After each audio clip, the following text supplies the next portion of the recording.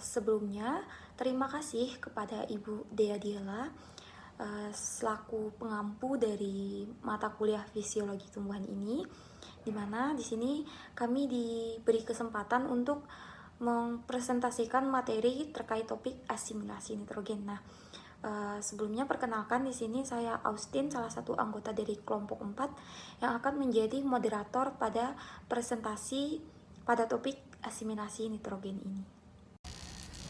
Selamat pagi dan salam sejahtera untuk kita semua.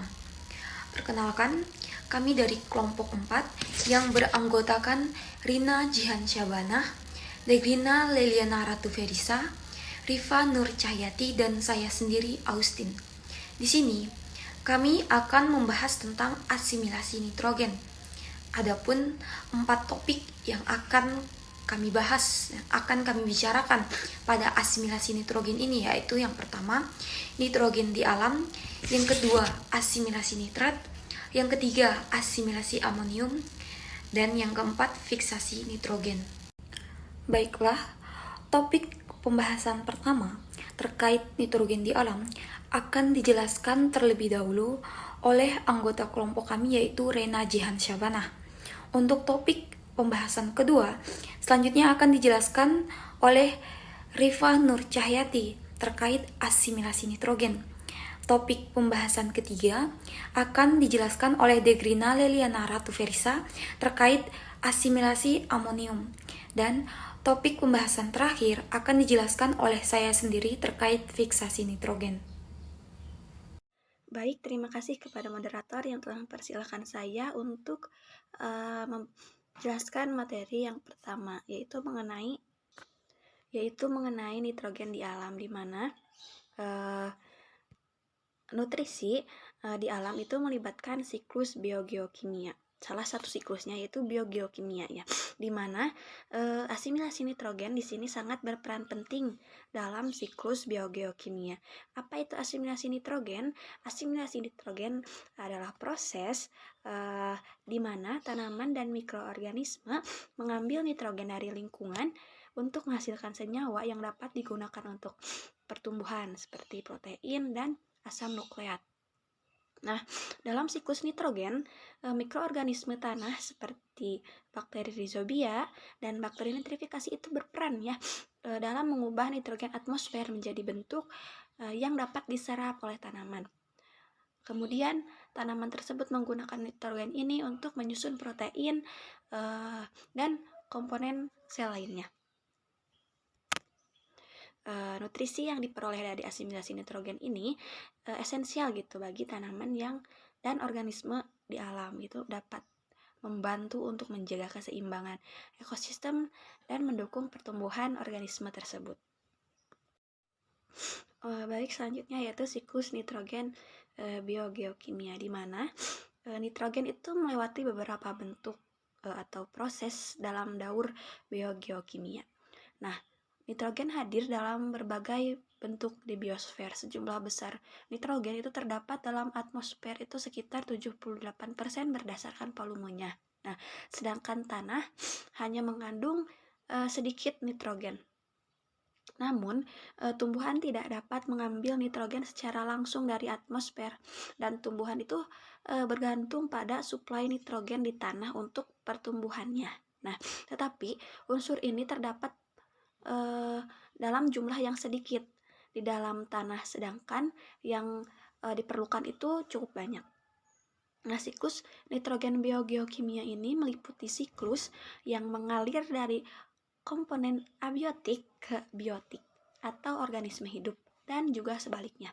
Nah, daur nitrogen itu berfungsi untuk mengatur keseimbangan ekosistem karena jumlah ketersediaan nitrogennya itu berpengaruh terhadap tingkat ekosistem, termasuk produksi primer dan dekomposisi. Nah, daur nitrogen sangat dibutuhkan alam ekologi karena jumlah ketersediaan nitrogennya itu berpengaruh juga terhadap tingkatan ekosistem, terutama tumbuhan, termasuk produksi primer dan dekomposisi. Nah, tabel berikut ini yaitu menjelaskan tentang proses-proses utama dalam siklus nitrogen biogeokimia. Nah, kita akan bahas secara sederhana saja. Nah, pada tabel awal itu adalah fiksasi industri ini adalah ketika manusia itu menggunakan metode industri untuk mengubah nitrogen menjadi amonia. Contohnya itu adalah produksi pupuk. Nah, yang kedua itu fiksasi atmosfer, di mana petir itu membantu mengubah nitrogen udara menjadi bentuk yang dapat digunakan oleh tanaman, yaitu nitrat. Yang ketiga yaitu fiksasi biologis, di mana organisme seperti bakteri mengubah nitrogen udara menjadi amonia yang juga dapat digunakan oleh tanaman. Yang keempat itu perolehan tanaman, di mana tanaman itu menyerap amonium atau nitrat dari tanah untuk proses pertumbuhannya. Yang kelima yaitu ada imobilisasi. Imobilisasi itu mikroba mengubah amonium atau nitrat kembali menjadi senyawa organik dalam tanah. Nah, yang keenam ada nitrifikasi, di mana itu bakteri itu mengubah amonium menjadi nitrit kemudian menjadi nitrat. Yang ketujuh ada mineralisasi, di mana senyawa organik itu dipecah untuk melepaskan nitrogen kembali ke tanah sebagai amonium. Yang kedelapan yaitu volatilisasi, di mana amonium itu berubah menjadi gas amonia dan dilepaskan ke atmosfer. Nah, yang kesembilan yaitu ada fiksasi amonium, di mana amonium itu tertanam dalam partikel yang ada di tanah. Yang ke-10 itu ada denitrifikasi, di mana bakteri mengonversi sifat kembali menjadi gas nitrogen yang kemudian dilepaskan ke atmosfer. Yang terakhir itu pelarutan nitrat. Nah, nitrat itu larut masuk ke air, tanah, dan akhirnya mencapai samudra. Selanjutnya yaitu ada proses pengikatan nitrogen, di mana tadi setelah saya singgung salah satunya ada cahaya atau petir. Dalam proses cahaya atau petir, ada sekiranya 8% nitrogen di atmosfer diubah melalui reaksi yang melibatkan uap air dan oksigen. Cahaya itu kan menghasilkan radikal bebas yang reaktif. Nah, termasuk atom oksigen dan hidrogen bebas yang memecah nitrogen menjadi nitrogen oksida. Nah, nitrogen oksida ini berinteraksi dengan oksigen dan air untuk membentuk asam nitrat yang kemudian larut dalam hujan. Nah, asam nitrat ini turun ke bumi itu melalui hujan yang diserap oleh tanah dan menjadi sumber nitrogen yang tersedia bagi tanaman. Yang kedua ada reaksi fotokimia. Kira-kira ada 2% dari nitrogen yang terikat. Nah, diperoleh dari reaksi fotokimia ini antara gas nitrat oksida dan ozon yang menghasilkan asam nitrat. Nah, yang ketiga yaitu ada fiksasi biologis nitrogen.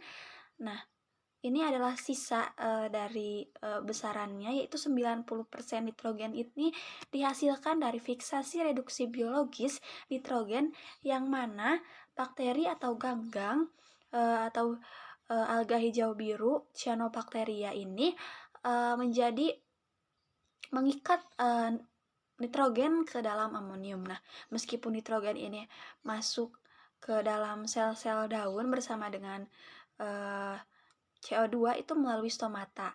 Nah, enzim-enzim yang tersedia ini hanya direduksi CO2 sehingga nitrogen itu keluar sel-sel daun itu dengan cepat. Nah, sebagian besar nitrogen sampai di dalam organisme hidup hanya setelah difiksasi oleh mikroorganisme prokariota. Nah, beberapa organisme tersebut itu terdapat pada akar beberapa tumbuhan. Sejumlah kecil nitrogen juga dapat pindah dari atmosfer ke tanah sebagai NH4 dan NO3 yang kemudian diserap oleh akar. Setelah dijelaskannya proses pembentukan nitrogen, ternyata nitrogen atau nitrat yang disimpan itu bisa menjadi racun. Nah, jika hewan dan manusia itu mengonsumsi kadar nitrat yang tinggi,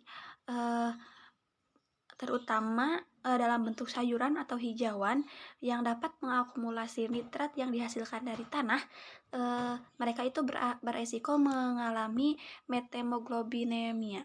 Nah, proses ini terjadi ketika hati mengubah nitrat menjadi nitrit dan kemudian nitrit itu bergabung dengan hemoglobin dalam darah membentuk methemoglobin Metahemoglobin itu ternyata tidak efisien dalam mengikat oksigen, yang dapat menyebabkan kurangnya pasokan oksigen ke jaringan tubuh, yang mengakibatkan gejala seperti kelelahan, sesak nafas, dan dalam kasus yang parah itu dapat menjadi potensi mengancam jiwa. Nah, sebaliknya, amonium dalam kadar tinggi dapat bersifat racun baik bagi tumbuhan maupun hewan. Nah, amonium yang berlebihan dalam tanah juga dapat menghambat proses pertumbuhan tanaman, mengganggu penyerapan nutrisi, dan mengakibatkan toksisitas pada akar tanaman. Nah, pada hewan, kadar amonium yang tinggi itu dapat mempengaruhi kesehatan ginjal dan menyebabkan ketidakseimbangannya elektrolit. Oleh karena itu, pengelolaan yang bijak terhadap sumber nitrogen termasuk kontrol kadar nitrat dan amonium yang dalam pakan ternak serta tanaman yang dikonsumsi oleh manusia itu penting untuk mencegah dampak kesehatan yang merugikan. Yang selanjutnya ada proses transportasi amonia. Nah, diagram ini itu mengilustrasikan proses kimia pada tingkat pH yang berbeda di sekitar membran sel. Di bagian kiri terdapat dua ruangan yang dipisahkan oleh membran sel dengan tingkat pH tinggi. Nah, seperti stroma atau sitoplasma. Ion amonium atau NH4+ dan ion hidroksida atau OH- berinteraksi membentuk amonia NH3 yang lebih mudah melewati membran sel. Nah, di bagian kanan dengan tingkat pH yang rendah, amonia kembali berinteraksi dengan ion hidrogen atau H+ untuk membentuk kembali ion amonium NH4+. Nah, proses ini memungkinkan amonia berpindah dari antara ruang dengan pH yang berbeda. Pentingnya proses ini terletak pada mitokondria dan kloroplas, tempat terjadinya reaksi penting untuk produksi energi dan metabolisme sel. Nah, perubahan pH ini mempengaruhi cara molekul berinteraksi dalam sel, dan keseluruhan proses ini merupakan bagian dari homeostasis seluler yang menjaga keseimbangan lingkungan internal sel. Selanjutnya saya akan menjelaskan siklus nitrogen, di mana siklus nitrogen ini dimulai dengan nitrogen yang jatuh bersamaan dengan air hujan dan diserap oleh tanah. Nah, di tanah, sebagian nitrogen itu tidak dapat langsung diambil oleh tumbuhan. Namun, beberapa tumbuhan seperti yang bersimbiosis dengan bakteri Rhizobium atau memiliki bintil akar nitrogen dapat menyerap nitrogen ini.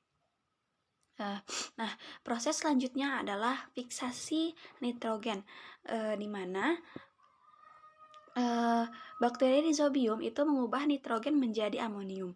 Nah, amonium kemudian diubah oleh bakteri Nitrosomonas menjadi nitrit dan kemudian menjadi nitrat. Nah, nitrat ini dapat diserap oleh berbagai tumbuhan untuk melakukan proses fotosintesis melalui proses yang disebut asimilasi. Nah, jika tumbuhan yang telah diserap nitrat itu mati atau dimakan oleh hewan, bangkai tersebut diurai oleh dekomposer seperti fungi dan bakteri melalui amonifikasi. Nah, hasil penguraian ini kembali diubah menjadi nitrit dan nitrat melalui proses nitrifikasi. Nitrat yang tersedia atau tidak diserap oleh tumbuhan itu akan diubah oleh bakteri denitrifikasi menjadi nitrogen bebas dan kembali ke atmosfer melalui dan memulai kembali siklus hidup nitrogen secara berulang-ulang atau terus-menerus. Selanjutnya saya akan menjelaskan proses penting dalam siklus nitrogen yang telah tadi saya singgung. Yang pertama ada amonifikasi.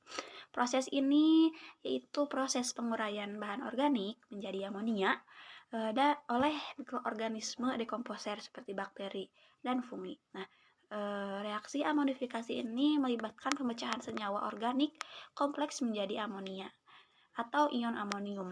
Misalnya, protein dalam bangkai hewan atau tumbuhan mati itu diuraikan oleh bakteri amonifikasi menjadi amonia atau ion amonium. Yang kedua ada proses nitrifikasi yang terdiri dari 2 tahap, yaitu nitrofikasi dan nitrifikasi. Nitrofikasi ini melibatkan konversi amonium menjadi nitrit oleh bakteri Nitrosomonas. Selanjutnya, tahap nitrifikasi yang mengubah menjadi nitrit menjadi nitrat oleh bakteri Mycobacter. Yang ketiga ada denitrifikasi. Proses ini di mana bakteri itu mengubah nitrat kembali menjadi nitrogen atau nitrogen oksida yang melepaskan ke atmosfer. Ini merupakan langkah pengembalian nitrogen ke bentuk gas yang tidak dapat langsung digunakan oleh tanaman. Nah, proses ini dilakukan oleh spesies bakteri seperti. Baik, di sini saya akan melanjutkan materi asimilasi nitrogen. Yang pertama tadi terkait nitrogen di alam, dan pembahasan yang sekarang adalah asimilasi nitrat. Nah, apa itu asimilasi nitrat? Asimilasi nitrat adalah proses di mana tanaman mengambil nitrat dari tanah dan mengubahnya menjadi senyawa organik yang dapat digunakan untuk pertumbuhan dan perkembangan tanaman. Nah, selanjutnya tanaman mengasimilasi sebagian besar nitrat yang diserap oleh akarnya menjadi senyawa nitrogen organik. Proses ini dimulai dengan reduksi nitrat menjadi nitrit di sitosol. Enzim yang berperan dalam reaksi ini adalah nitrat reduktase. Dalam reaksi ini, NADPH yang dapat berupa NADH atau NADPH berperan sebagai donor elektron. Nitrat reduktase memiliki bentuk yang paling umum menggunakan NADH sebagai donor elektron, tetapi di jaringan non-hijau seperti akar, bentuk lain dari enzim ini juga dapat menggunakan NADPH12. Nah, pada tumbuhan tingkat tinggi, nitrat reduktase terdiri dari 2 subunit identik. Setiap subunit mengandung 3 gugus prostetik, plapin adenin dinukleotide, heme, dan molybdenum. Ketiga gugus ini membentuk kompleks yang disebut pterin, yang merupakan molekul organik yang berperan dalam proses reduksi nitrat menjadi nitrit. Nah, selanjutnya proses reduksi nitrat. Nitrat reduktase adalah enzim utama yang mengandung molybdenum. Enzim ini ditemukan di jaringan vegetatif, dan salah satu gejala defisiensi molybdenum adalah akumulasi nitrat. Karena aktivitas nitrat reduktase berkurang, perbandingan rantaian asam amino untuk nitrat reduktase dari beberapa spesies dengan protein lain yang mengikat plapin adenin dinukleotide, heme, atau molybdenum telah menghasilkan 3 domain untuk nitrat reduktase. Domain pengikat plapin adenin dinukleotide menerima 2 elektron dari NADH atau NADPH, kemudian melewati domain heme menuju kompleks molybdenum. Tempat elektron tersebut ditransfer menjadi nitrat. Nah, ada beberapa faktor yang bisa mempengaruhi aktivitas dari enzim reduktase, yaitu nitrat, cahaya, dan karbohidrat mengatur nitrat reduktase. Nah, selanjutnya nitrat, cahaya, dan karbohidrat mengatur nitrat reduktase. Contohnya pada bibit jelai, mRNA nitrat reduktase terdeteksi sekitar 40 menit setelah penambahan nitrat, dan kadar maksimum dicapai dalam waktu 3 jam. Berbeda dengan akumulasi mRNA yang cepat, aktivitas enzim nitrat reduktase mengalami peningkatan linier bertahap yang mencerminkan sintesis protein yang lebih lambat. Sebaliknya, kegelapan dan ion magnesium merangsang protein kinase dan memfosforilasi residu serin yang sama. Residu yang telah difosforilasi berinteraksi dengan protein inhibitor sehingga menonaktifkan nitrat reduktase. Nah, pengaturan ini, aktivitas nitrat reduktase melalui fosforilase dan defosforilase memberikan pengendalian yang lebih cepat dibandingkan yang dapat dicapai melalui sintesis atau degradasi enzim. Nah, selanjutnya nitrit reduktase mengubah nitrit menjadi amonium. Dalam sel tanaman, nitrit dihasilkan melalui reduksi nitrat dan segera diangkut dari sitosol ke dalam kloroplast di daun serta pastida di akar. Di dalam organel-organel ini, enzim nitrit reduktase mengurangi nitrit menjadi amonium. Paradoksin mewakili bentuk tereduksi dan teroksidasi. Paradoksin tereduksi berasal dari transport elektron fotosintetik di kloroplast dan dari NADPH yang dihasilkan oleh jalur fosfat pentosa oksidatif di jaringan non-hijau.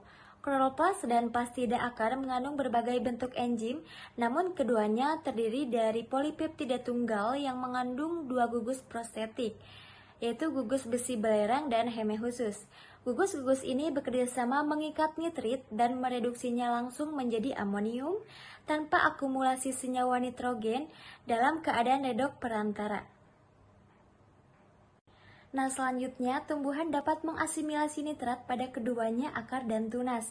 Nah, ini ada pada tabel yang menunjukkan jumlah relatif nitrat dan nitrogen senyawa dalam eksudat xilem berbagai spesies tumbuhan. Tanaman ditanam dengan akarnya terkena larutan nitrat dan getah xilem yang dikumpulkan dengan cara memotong batangnya. Nitrat yang diserap ditranslokasi ke pucuk dan diasimilasi di sana. Nah, sebagai contoh, pada tumbuhan seperti cok lebur atau Santium strumarium, metabolisme nitrat lebih terfokus pada pucuk. Namun pada tanaman lain seperti lupin putih, sebagian besar nitrat dimetabolisme di akar. Secara umum, spesies yang berasal dari daerah beriklim sedang cenderung lebih mengandalkan asimilasi nitrat melalui akar. Sementara spesies yang berasal dari daerah tropis atau subtropis memiliki pola yang berbeda. Nah, baik di sini saya akan melanjutkan materi tentang asimilasi nitrogen. Yang tadi yaitu tentang asimilasi nitrat dan sekarang yaitu asimilasi amonium. Apa itu asimilasi amonium? Asimilasi amonium adalah proses di mana ion amonium NH4+ diubah menjadi nitrogen organik, contohnya seperti asam amino, yang dimana proses ini terjadi pada tumbuhan dan mikroorganisme tertentu. Nah, sel tumbuhan menghindari keracunan amonium dengan cara cepat, yaitu mengubah amonium yang dihasilkan dari asimilasi nitrat atau fotorespirasi menjadi asam amino. Nah, jalur utamanya untuk konversi ini yaitu melibatkan tindakan berurutan dari glutamin sintetase dan glutamat sintase. Nah, sekarang yaitu ada konversi amonium menjadi asam amino membutuhkan dua enzim. Nah, untuk mengubah amonium menjadi asam amino diperlukan dua enzim yaitu glutamin sintetase atau yang akan disingkat menjadi GS. Nah, enzim ini menggabungkan amonium dengan glutamat untuk membentuk glutamin seperti yang terlihat pada gambar di atas ya. Nah, proses ini melibatkan hidrolisis 1 ATP dan memerlukan kation biovalen sebagai kofaktor. Nah, tanaman ini memiliki dua jenis glutamin sintetase, satu di sitosol dan yang lainnya di plastida akar atau kloroplast pucuk. Nah, glutamin sintetase di sitosol menghasilkan glutamin untuk transportasi nitrogen intraseluler.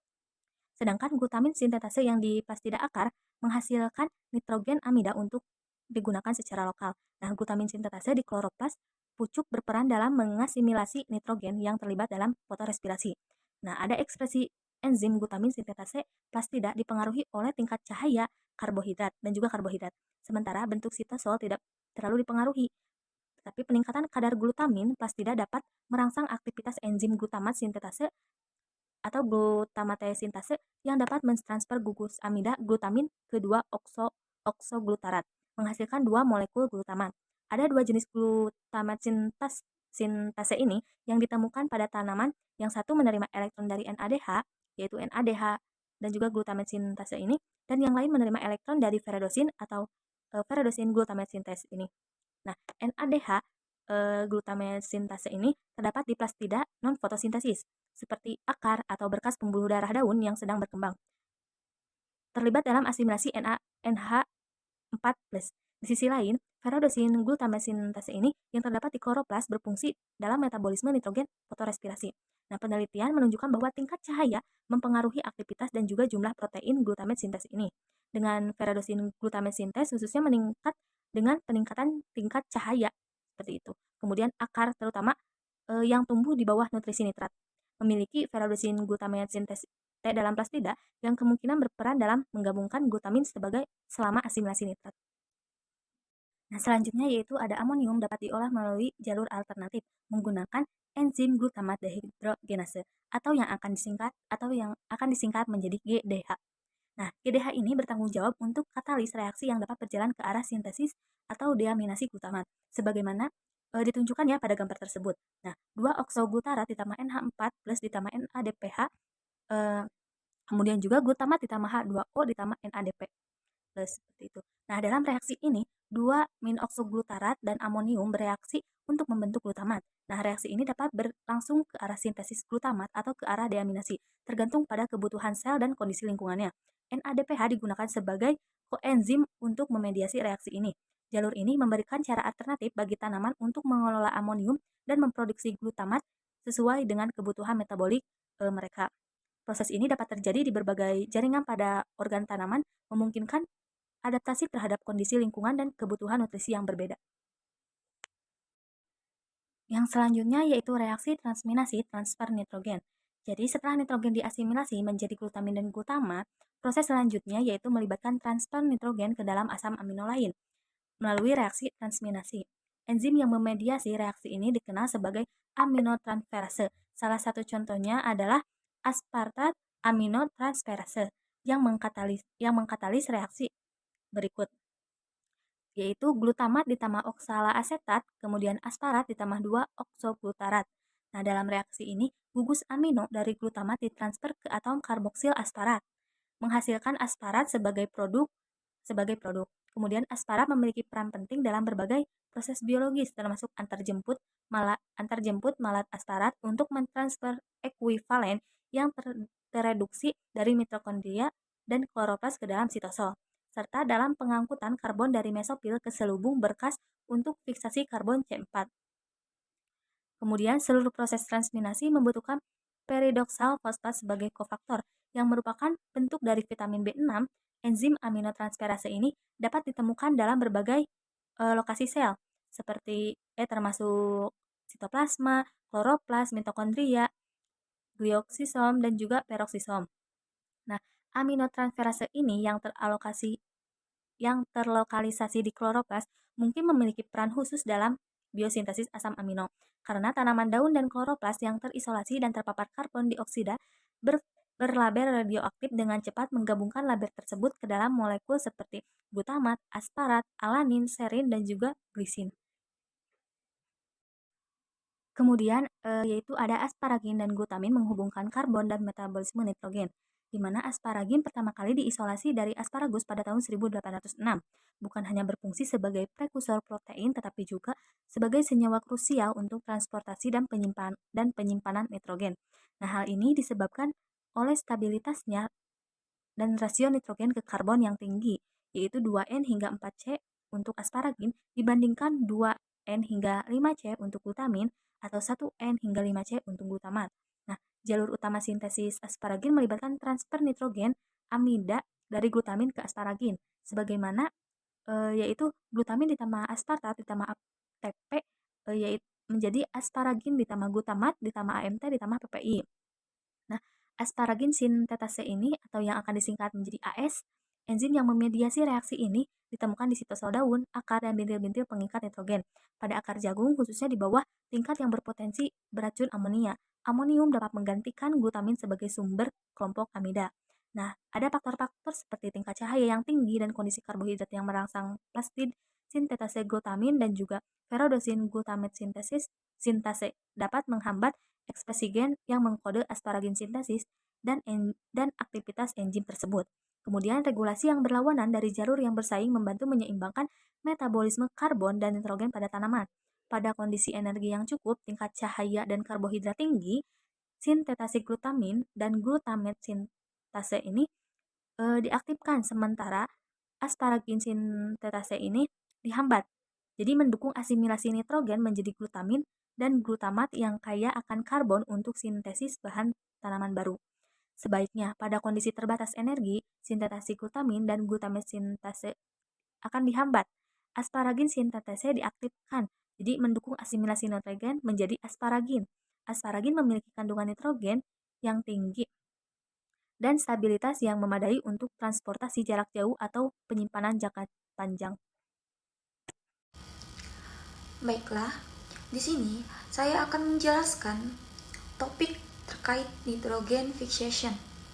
Nah, nitrogen dari atmosfer itu mengendap dan disimpan ke dalam tanah dan air.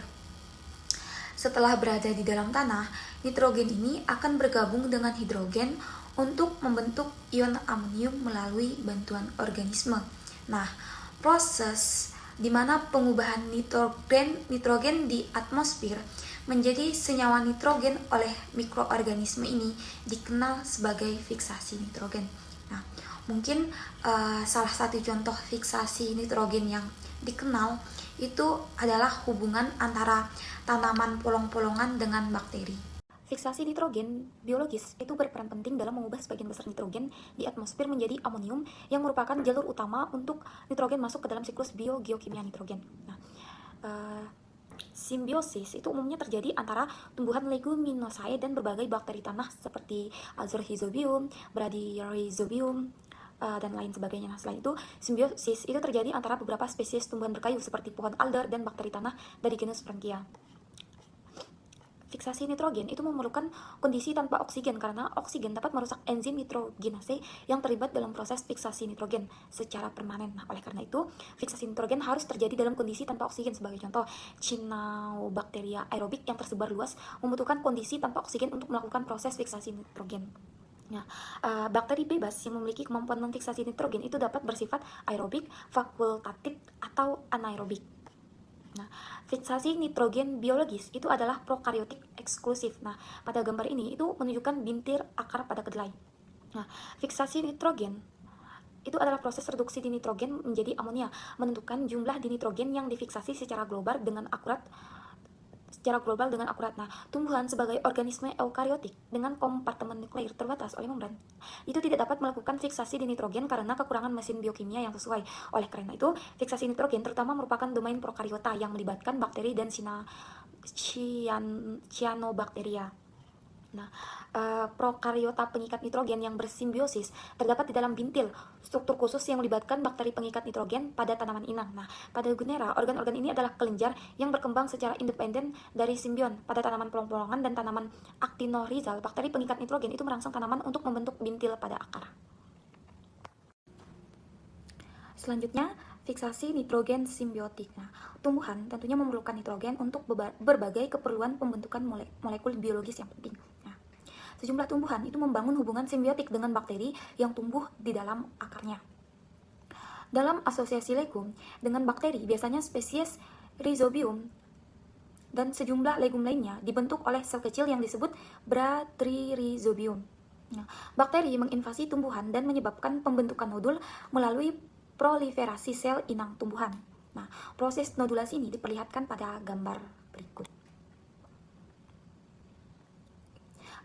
Dalam nodul di mana terjadi fiksasi nitrogen, itu jaringan tumbuhan mengandung molekul pengikat oksigen, yaitu leghemoglobin yang bertindak dengan fungsi yang sama, hemoglobin pembawa oksigen dalam darah.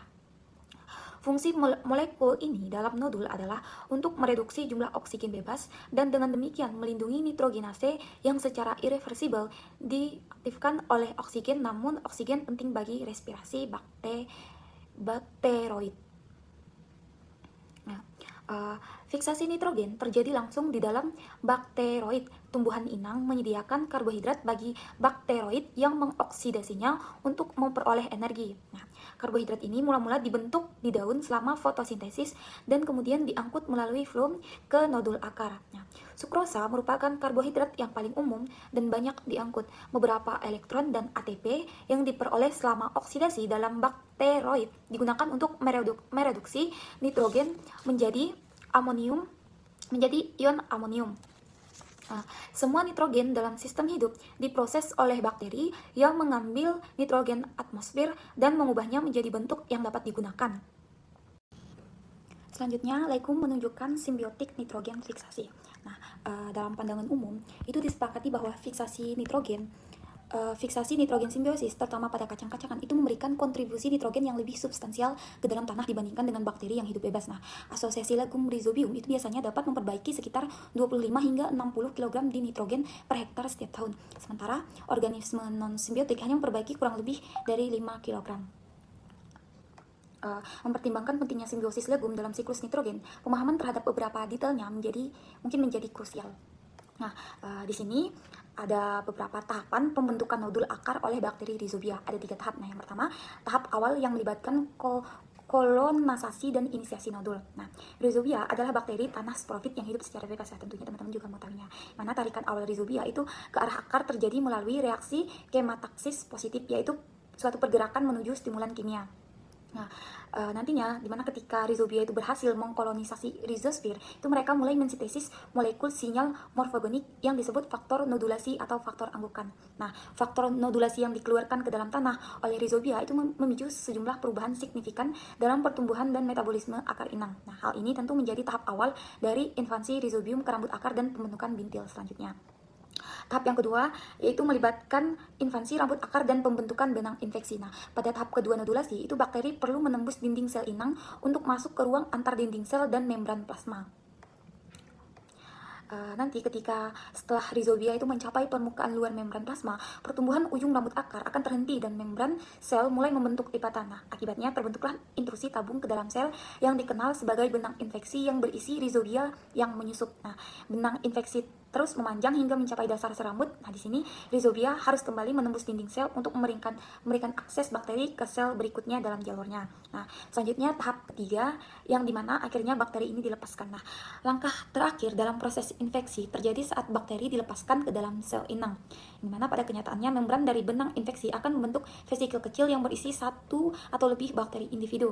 Nah, setelah dilepaskan, bakteri berhenti membelah, membesar, dan mengalami diferensiasi menjadi sel pengikat nitrogen khusus yang dikenal sebagai bakteroid. Nah, diagram skema ini menunjukkan proses infeksi yang menyebabkan pembentukan nodul. Nah, proses infeksi berlanjut sepanjang hidup nodul. Saat nodul bertambah besar karena aktivitas meristem nodul, maka bakteri terus menginfeksi sel baru. Selain itu, saat nodul tumbuh besar dan matang, koneksi vaskular dibangun dengan sistem vaskular utama. Topik selanjutnya yaitu biokimia fiksasi nitrogen. Nah, fiksasi nitrogen ini adalah suatu proses di mana nitrogen di atmosfer itu diubah menjadi amonia melalui proses alami maupun sintetik. Nah, ini merupakan salah satu proses metabolik yang memerlukan sejumlah besar energi, yaitu sekitar 16 ATP untuk setiap molekul nitrogen. Nah, proses fiksasi nitrogen terdiri dari dua tahap utama, yaitu fiksasi nitrogen oleh bakteri denitrifikasi dan fiksasi nitrogen oleh tumbuhan. Nah, yang pertama fiksasi nitrogen oleh bakteri denitrifikasi. Nah, bakteri denitrifikasi seperti Nitrosomonas, Nitrosospira, dan Nitrobacter itu memiliki kemampuan untuk mengurangi senyawa nitrat menjadi senyawa nitrogen bebas.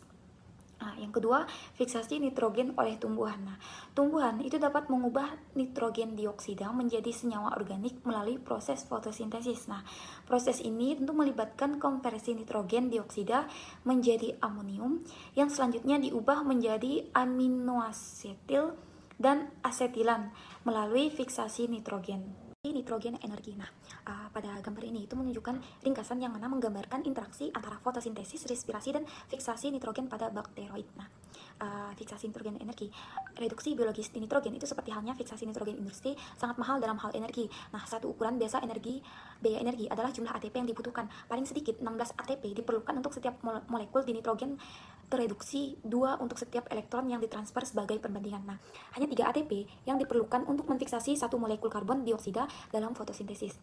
Nah, jika potensi reduksi ini tidak diperlukan untuk reduksi nitrogen, itu bisa saja tersedia untuk produksi ATP tambahan atau penggunaan lain oleh pabrik.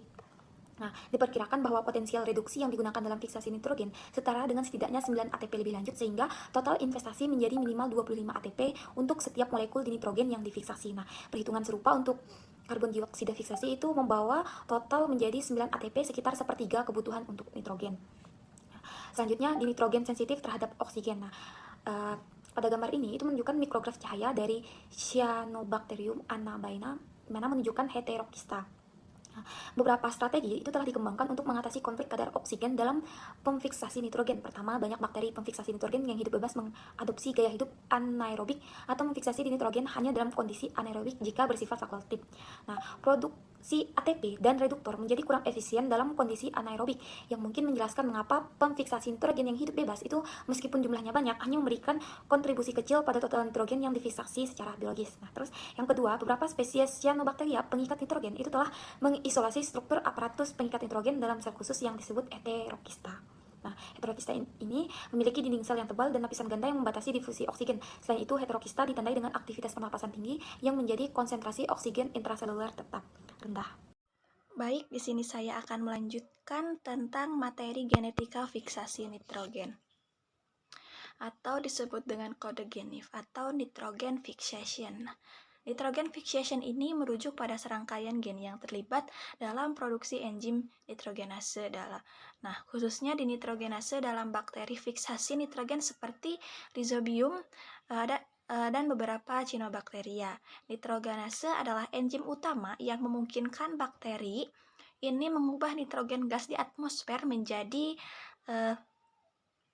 senyawa yang dapat dimanfaatkan oleh tanaman. Nah, GENIF ini mencakup beberapa subunit yang membentuk enzim dinitrogenase.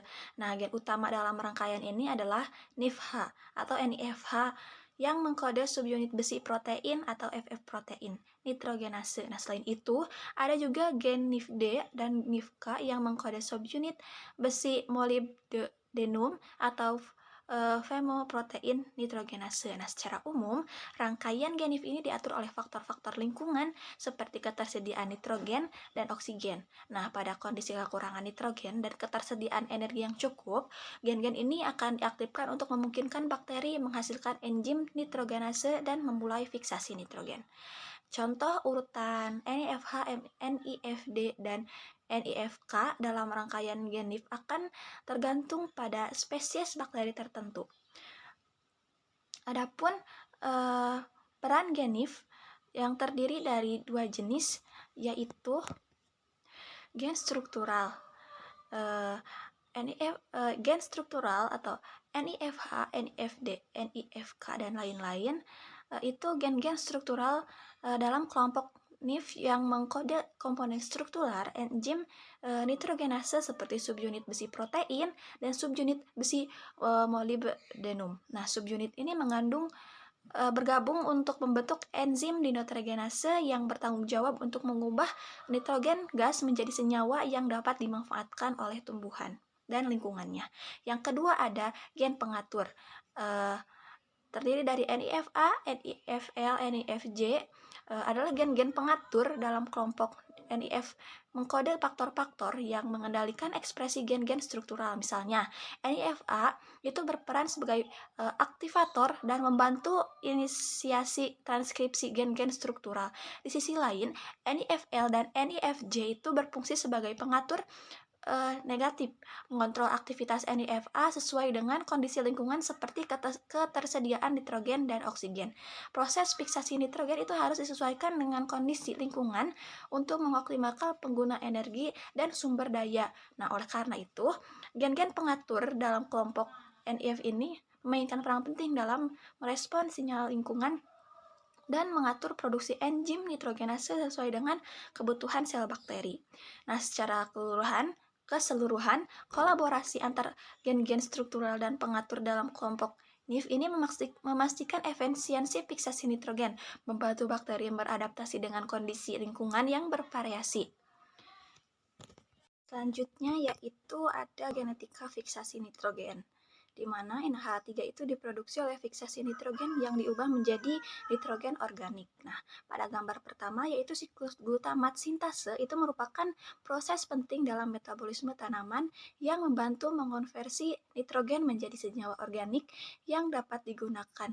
Nah, tahapan pertama ini melibatkan pengumpulan amonium oleh tanaman atau NH4+ oleh tanaman dari tanah melalui fiksasi nitrogen. Nah, selanjutnya amonium itu diubah menjadi asam amino glutamat melalui reaksi dengan asam alfa ketoglutarat. Nah, proses asimilasi nitrogen ini terjadi dengan partisipasi glutamat sintase atau GS, di mana glutamat itu bereaksi dengan amonium dan ATP itu membentuk glutamin. Nah, suatu bentuk penyimpanan nitrogen tahap terakhir ini melibatkan glutamat sintase atau GOGAT, di mana glutamin itu kembali diubah menjadi glutamat dengan menggunakan NADH. Nah, hasil dari siklus ini adalah produksi glutamat yang dapat digunakan oleh tanaman untuk diekspor untuk digunakan di tempat lain. Proses ini membantu tanaman mengelola amonium yang dapat menjadi beracun jika terlalu banyak dan mengubahnya menjadi senyawa yang aman dan berguna dengan cepat. Nah, siklus glutamat sintase ini membutuhkan energi dari ATP, tetapi manfaatnya adalah konversi efisiensi amonium menjadi senyawa yang dibutuhkan oleh tanaman untuk pertumbuhan dan metabolisme mereka. Yang kedua, ada gambar kedua itu GS atau GOGAT, itu merupakan titik kritis dalam metabolisme tanaman di mana asimilasi nitrogen atau NH4+ dalam metabolisme karbon berkoordinasi protein PII itu sebuah pengindra sinyal seluler, memainkan peran penting dalam merasakan status karbon atau nitrogen. Nah, protein PII ini hadir di berbagai organisme, termasuk tanaman, dan merespon tingkat ATP dan alfa ketoglutarat secara allosterik. Nah, status nitrogen seluler ini juga diperiksa melalui perubahan ketersediaan glutamin yang menyebabkan modifikasi PII setelah transisi jalur uridilasi. Nah, dalam kondisi kadar glutamin rendah, PII ini diuridilasi menjadi PIUMP. PII yang telah dimodifikasi ini terinteraksi dengan GOGAT yang tidak aktif. Nah, pengaktifannya itu dalam merangsang sintesis glutamin, mempercepat asimilasi, sebaliknya. Nah, jika kadar glutamin tinggi, PIUMP ini kembali diubah menjadi PII. Pengubahan GOGAT aktif menjadi bentuk tidak aktif itu memperlambat laju asimilasi. Proses ini juga membantu tanaman mengatur penggunaan nitrogen untuk menumbuhkan metabolisme, meningkatkan keseimbangan, dan optimal dalam kondisi lingkungan yang berubah. Selanjutnya adalah siklus nitrogen, impor dan ekspor simultan, di mana siklus nitrogen ini melibatkan impor dan ekspor nitrogen secara simultan dalam tanaman. Saat tanaman muda dan tumbuh dengan cepat, itu mereka mengimpor sejumlah besar nitrogen dari tanah untuk mendukung pertumbuhan. Nah, seiring waktu, terutama setelah mencapai ukuran yang penuh, daun-daun pada tanaman itu mulai melepaskan nitrogennya. Nah, fenomena ini disebut juga dengan siklus nitrogen. Nah, ekspor nitrogen dari daun menjadi signifikan saat benih itu mulai berkembang. Nah, tanaman mengimpor nitrogen tambahan dari daun, terutama yang sudah tua, untuk memenuhi kebutuhan besar nitrogen dalam fase ini. Nah, proses ini juga mempengaruhi kapasitas fotosintesis dan berdampak pada keseimbangan nutrisi tanaman. Nah, dengan demikian, siklus nitrogen mencerminkan dinamika kompleks impor dan ekspor nitrogen dalam siklus hidup tanaman. Nah, yang kedua ada produktivitas pertanian dan ekosistem bergantung pada pasokan nitrogen, di mana nitrogen adalah elemen esensial untuk pembentukan protein dalam tanaman. Nah, yang memainkan peran penting atau kunci dalam pertumbuhan dan perkembangan tanaman itu adalah nitrogen. Nah, dalam pertanian, keberhasilan tanaman itu seringkali bergantung pada ketersediaannya nitrogen yang cukup, yang dapat ditingkatkan melalui pemakaian pupuk nitrogen. Di ekosistem alami, siklus nitrogen itu memainkan peran penting seperti dalam menjaga keseimbangan nutrisi tanaman dan produktivitas ekosistem. Nah, fiksasi nitrogen oleh bakteri di tanah itu dan tanaman leguminosa itu adalah sumber utama pasokan nitrogen untuk tanaman. Nah, pengelolaannya bijaksana terhadap siklus nitrogen yang sangat penting ini diharapkannya untuk menjaga keberlanjutan pertanian dan keseimbangan ekosistem alami. Mungkin sekian dari saya, terima kasih. Untuk yang terakhir yaitu ada kesimpulan, di mana asimilasi nitrogen merupakan proses esensial bagi tanaman dalam memanfaatkan nitrogen dari lingkungan untuk pertumbuhan dari tanaman tersebut. Nah, nitrogen merupakan unsur penting yang sangat dibutuhkan oleh tumbuhan karena dapat menyediakan asam amino bagi pertumbuhan tanaman tersebut. Nah, atmosfer di alam terdapat kira-kira 75% berdasarkan volume, akan tetapi nitrogen tersebut tidak dapat langsung digunakan oleh tumbuhan dalam proses fisiologisnya. Jadi, untuk dapat digunakan oleh tumbuhan, nitrogen harus melewati beberapa proses yang melibatkan daur biogeokimia, yaitu fiksasi, asimilasi, nitrikasi, denitrikasi, dan juga pentingnya menjaga keseimbangan antara asimilasi nitrogen, fiksasi nitrogen, dan juga penyerapan nitrogen dari lingkungan adalah kunci untuk memastikan kesehatan tanaman dan meningkatkan produktivitas pertanian secara berkelanjutan. Jadi, proses asimilasi nitrogen ini merupakan proses yang penting yang akan sangat dibutuhkan oleh tumbuhan tersebut. Nah, sekian pemaparan materi dari kelompok kami ucap